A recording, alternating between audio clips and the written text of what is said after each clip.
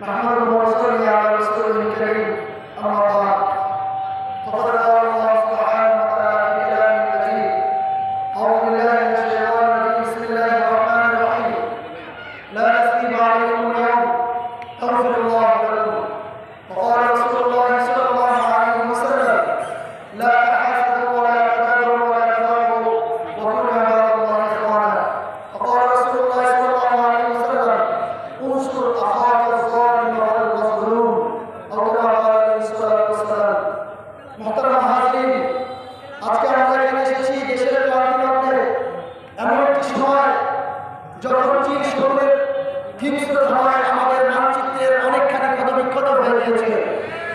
আল্লাহ সুবহানাহু ওয়া তাআলা সশস্ত্র করবেন এবং বীর সৈনিকরা যারা আমাদের জন্য রক্তের নজরানা পেশ করেছেন তাদের সেই রক্তের নজরানা আল্লাহ সুবহানাহু ওয়া তাআলা আমাদেরকে আমাদের ভূমিকে আবার পুনর্গ্রহণের এই ভূমিকে আবার সুরক্ষিত করার সুযোগ দান করেছেন।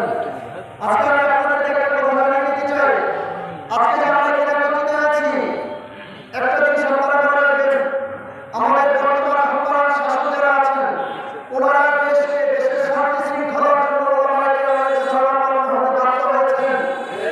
ওনারা মনে করেন জোরের বলে অস্ত্রের বলে ডান্ডার বলে দেশকে শৃঙ্খলার পথে আনা যায় না। দেশকে শৃঙ্খলার পথে আনতে হলে এইখানে ঠিক করতে হয়, আর এটা একমাত্র ওলামায়ে কেরাম পারেন। যার কারণে ওলামায়ে কেরামকে যতবার দেখেছেন এবং তাদের মাধ্যমে সমস্ত আইনে মাসালাত এবং খতিবদেরকে সম্বোধন করে নিবেদন করেছেন, আমরা যেন সকলকে বোঝাই আমরা সকলে ভাই ভাই।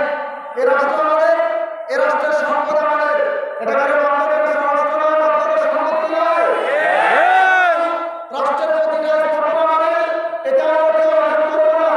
জ্বালিয়ে চলে গেছে কিন্তু রাষ্ট্র রেখে গেছে।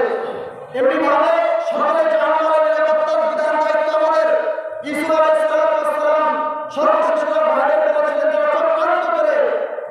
যারা চক্রান্ত করেছিল তার সাথে জুলুম করেছিল, বলেছিল লা তাসরিবা আলাইকুম ইয়াউম, আজকে কারো কোনো জবরদস্তি নেই, আজকে সকলে আমরা সমান।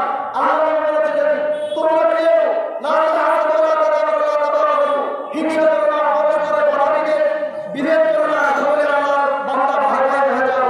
এজন্য আমরা সকলে ওলামায়ে কেরামের দিক নির্দেশনায় ইনশাআল্লাহ সুষ্ঠুভাবে আমরা চলাচল করব।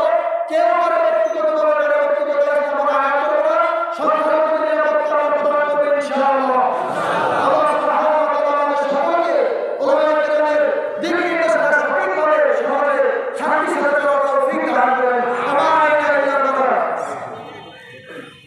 সম্মানিত উপস্থিতি